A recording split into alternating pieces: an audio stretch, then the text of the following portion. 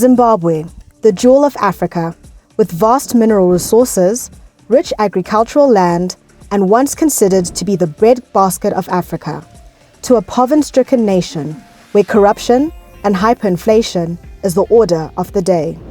We should celebrate the moment of 1980. A lot of sacrifice went into 1980. Tikada kuti government ya baba Mugabe yange kanaka kungave kunyebera vanhu kubva pakatorwa kusununguka kuzere nava Mugabe nehurumende yawo vanotaura kuti zvanga zviri nani. Economy soon after independence, well, again describe it as an economy that grew. Zimbabwe ingetomboriwo bread basket of Africa.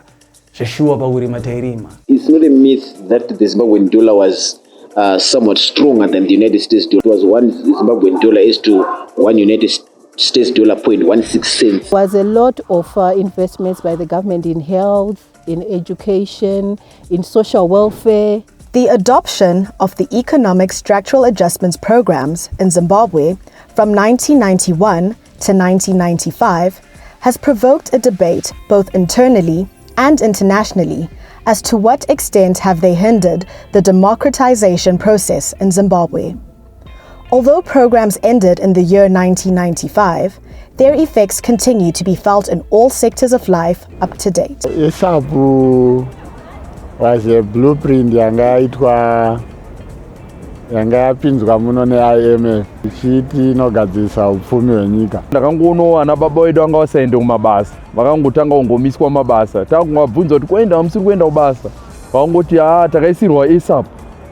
Yanga changu cha chimbo. ESAP, as we view it from now, it was actually a disaster for the economy because it brought about so many challenges for the majority of people in Zimbabwe.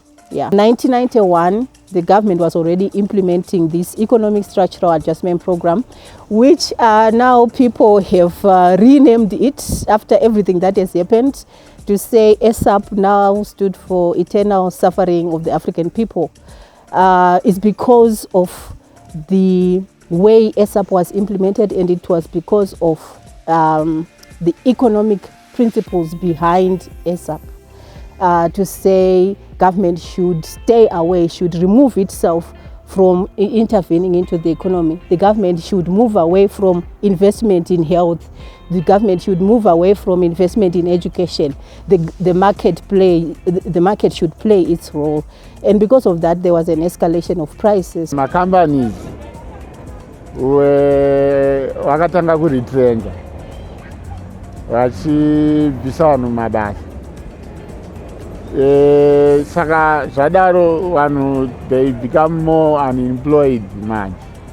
The 14th of November, dubbed Black Friday, is a day that will forever be etched in Zimbabwe's economic history as the cataclysmic point that triggered Zimbabwe's economic freefall. When the government decided to give the war veterans money, it did so through unbudgeted expenditures. So they had to devalue the currency of Zimbabwe so that they could get the money to give to the war veterans. If you remember, there were about 50,000 war veterans then, and each one of them was given 50,000 Zimbabwean dollars, which then was quite a lot of money, around 4,000 USD with the exchange rate of that time.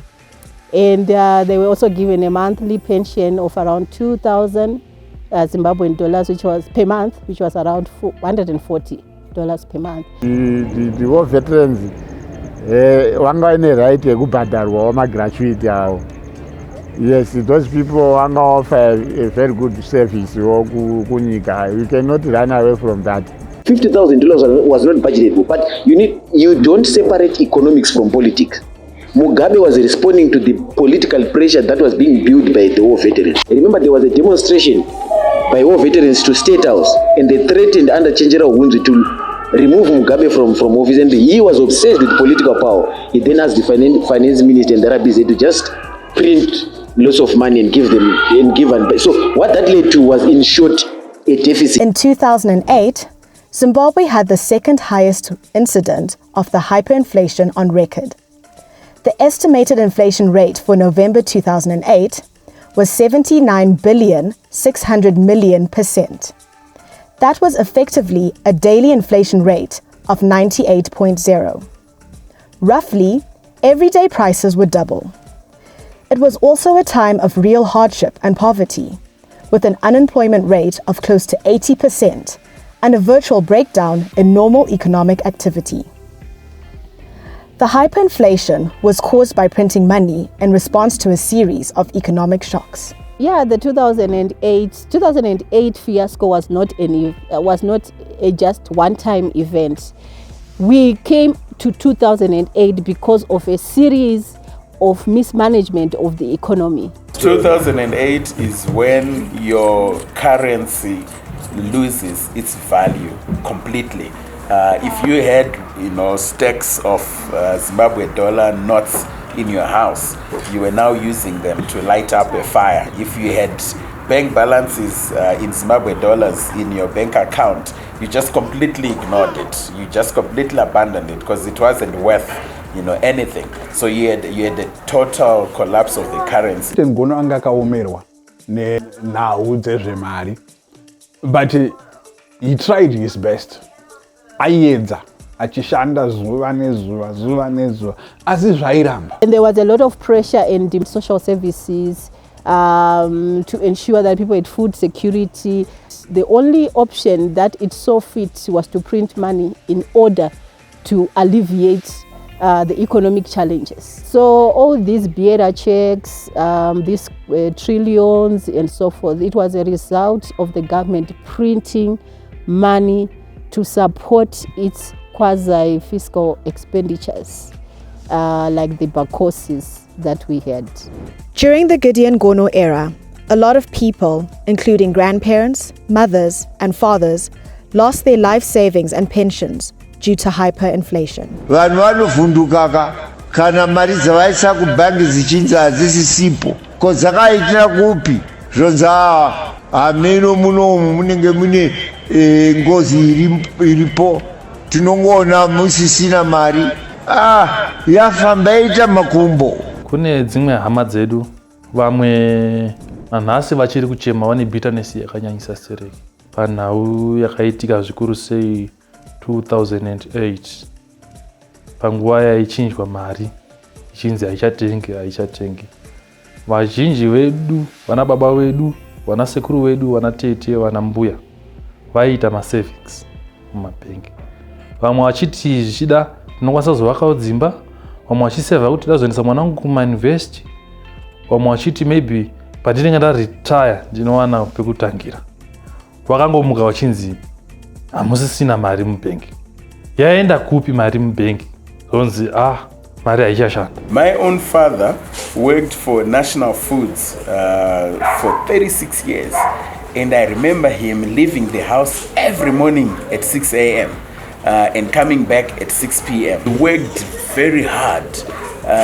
And, all his pensions, all his savings got completely bent up in the collapse of the economy.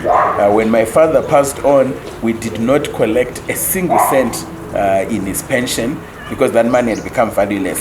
He had a scheme with Old Mutual where he had saved a lot of money, and again all of that just completely disappeared. Government yacho haina kana chayakazomboitira vanhu ivavo. Kune vamwe vakatonzi vakutora mapension. Achitora pension 2 days down the line, pension yese haichakwanisa kana kutenga 2 kg yeshuga. Government yakaita sei nevanhu ivavo. The GNU saw the economy stabilize, but most people say that it was actually the gift and the curse. Just before GNU, tikatarisa economy yedu yanga yanyanya kufa zvekuti yanga isamutsike. That was 2008 before the GNU. GNU yakazoya 2009.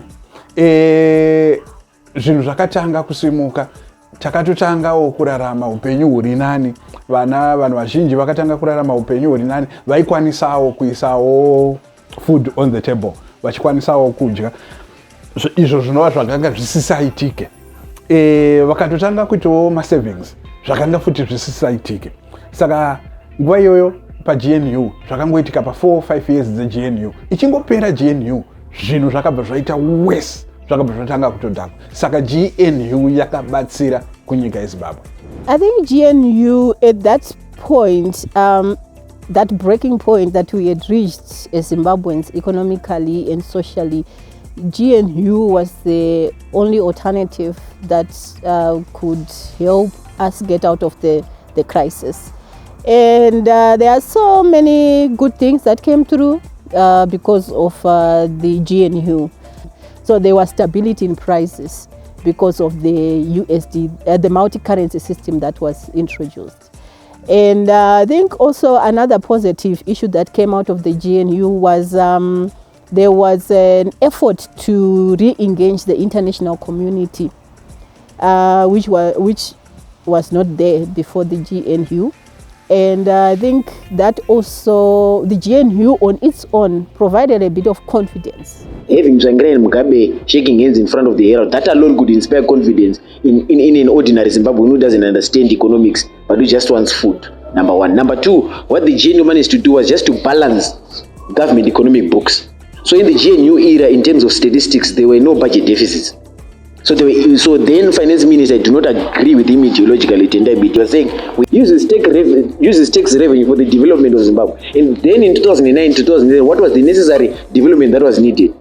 Infrastructure. So you then agree with me that between 2009 and 2013, our healthcare was performing well. You then agree with me that between 2009 and 2013, our public transport system was performing well. You then agree with me between 2009 and 2013, we had a somewhat stable economic environment, and we did not incur a lot of debt because we were not issuing treasury bills irresponsibly. We were not borrowing irresponsibly. We were living within our means. Baba tsangira ndio wakati yamurawo pa hondo yatanga ta nayo 2008 panga nema quadrillion, mazillion, matrillion.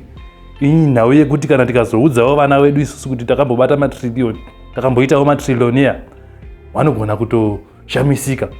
Ndokunge zvinhu zvacho zvinenge zvagadzirisika. Nekuti tichitoona futi nezvekutoitika izvo zvitatu azere nekutya kuti zvimweni dzenguva pamwe takutoenda futi kumamiliyoni ikoko. When President Emerson Mnangagwa was sworn in as Zimbabwe's new leader on the 26th of August 2018, a key expectation was the immediate end to the impunity and systematic human rights abuses that had become institutionalized under predecessor Robert Mugabe's 37 years of unbroken rule. The Mnangagwa's administration's failure to address the economic situation means citizens continue to be riled, and in the wake of economic hardships, most Zimbabweans have resorted to vending as a source of income in light of the Mnangagwa's administration's failure to provide promised jobs. Panguva yabhobwa zvinhu hatingazvinhu zviri nani, but vanhu taikwanisa kurarama tichita zvinhu zvatiri zvasiyana naizvezvi pa2018 zvina zvinamira mushe baba. Nekuti 2008 hapana munhu akambokwanisa kurambidzwa kana hasora waita, waikwanisa kungoita uritongoita muri mastreets tichitongomhanya mastreets tenge titorimo tichita tiri kutongoitawo manyuchi taidya tichidya zvinhu zvenge zvingoripo panguva iyoyo, dzimwe nguva tichitorara nenzara. But pari zvinhu zvese zvakalokwa baba, hapana kana zhetira unokwanisa kuita. Mastreets akavharwa, venda rakakirwa zvinhu, mageto youth ese ari kuchema. Saka tizive kuti tinoita sei kuti government iripo pari zvino vanhu vadonyazoti tiite zvekuita sei. Saka economy yedu by then, yes, zvinhu zvaikwira, but nemasalaries evanhu aikwira. Things were not all that bad to the extent yezvo zvaita nhasi, but we used to have that mari taiti gore rega rega taitoziva kuti 1 July tinowedzerwa mari nehurumende, tozonegotiata yedu tichienda kumberi. Taitopinda mashops by then uchitosunda trolley or 2 echikafu uchibhadhara uchienda kumba. Ndo zvinhu zvazvichinzi zvakuoma, but hurumende yaienderanawo ichipawo masalaries anoenderana neinflation. Pataikura shamwari zvinhu zvainzi zvakaoma nevabereki, asi nekuona kwataiita nemachengeterwo ataiitwa isu nevabereki vedu kuma 95-96 uko ndakaona sekunge zvinhu zvanga zviri nani because babikore vakwanisa kuti afodera upenyu huri normal zvokuti izvezvizvi ukatotarisa vana vakutoona sekuti kana kudya chingwa pamba pavo zvinoshamisira ofuchi kudhara zvinhu zvanga zvisina basa zvaingoitwa munhu umwe nomumwe kana parent aikwanisa kungoafoda bread for family yake nevana vake achivaendesa kuchikoro achivatengera mauniform achikwanisa kubhadhara maschool fees and everything. Izvezvi mwana wamai ndikutaurire kuti takapedza zvikoro kudhara hatisati tamboshandisa maprofession edu nanhasi takungoti izve chamuka inyama saka unondoona kutoti upenyu hwacho hausitombotitira zvakanaka. When we are talking about socio-economic justice, it's not something that is mysterious. We are really talking about the majority of the population getting access to the basics of life. So we are talking about people getting access to education. Every Zimbabwean child should be able to access education, primary education, secondary education free of charge, and even tertiary education free of charge. We are talking about access to health. Every Zimbabwean should be able to access good quality public health. We are talking about access to housing. Every Zimbabwean should be able to access housing.